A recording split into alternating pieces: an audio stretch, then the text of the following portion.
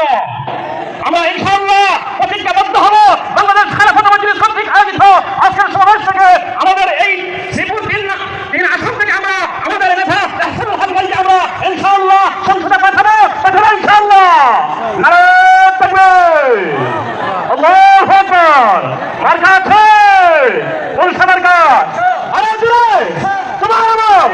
মামলা হকের ইহসানুল আপনার আমার ওরা কেমন নসরুম মিনাল্লাহি ওয়া ফাতহুন করিম। সংগ্রামী তৌহিদি জনতা, এই পর্যায়ে আমাদের মাঝে বক্তৃতা নিয়ে আসছেন মুফতি মাসউদুর রহমান, সিনিয়র সভাপতি গাজীপুর সদর বাংলাদেশ খেলাফত মজলিস। আসসালামু আলাইকুম ওয়া রাহমাতুল্লাহি ওয়া বারাকাতুহু। হামিদা ওয়া মুসাল্লিয়া আম্মা বা'দ।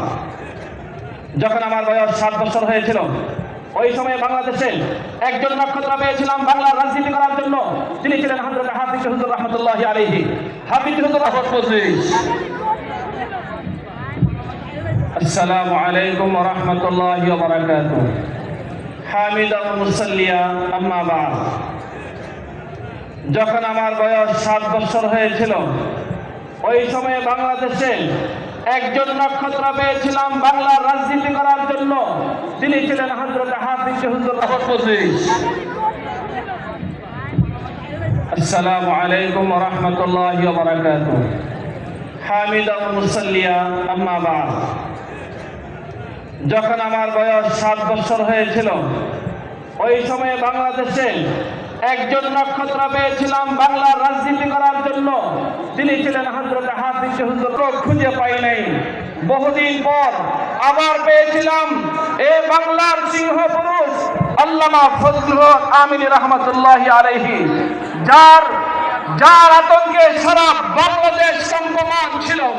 সে ফজলুল হক আমিনী রাহমাতুল্লাহি আলাইহি চলে যাওয়ার পর পেয়েছিলাম বাংলার জমিনে সেরা সিংহ পুরুষ শাইখুল হাদিস আল্লামা আজিজুল হক রাহমাতুল্লাহি আলাইহি। ওনার নেতৃত্বে সারা বাংলাদেশের সমস্ত মুসলমান তাওহীদি জনতা, উলামায়ে কেরাম, ছাত্র সমাজ একত্রিত হয়েছিল।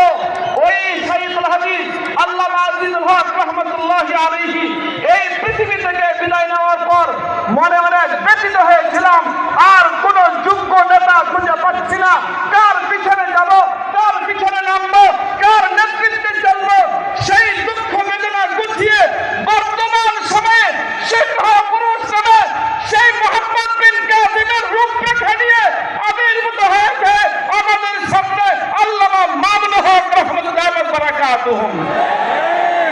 সংগ্রামী তাওহীদি জনতা, আমি আপনাদেরকে স্মরণ করে দিতে চাই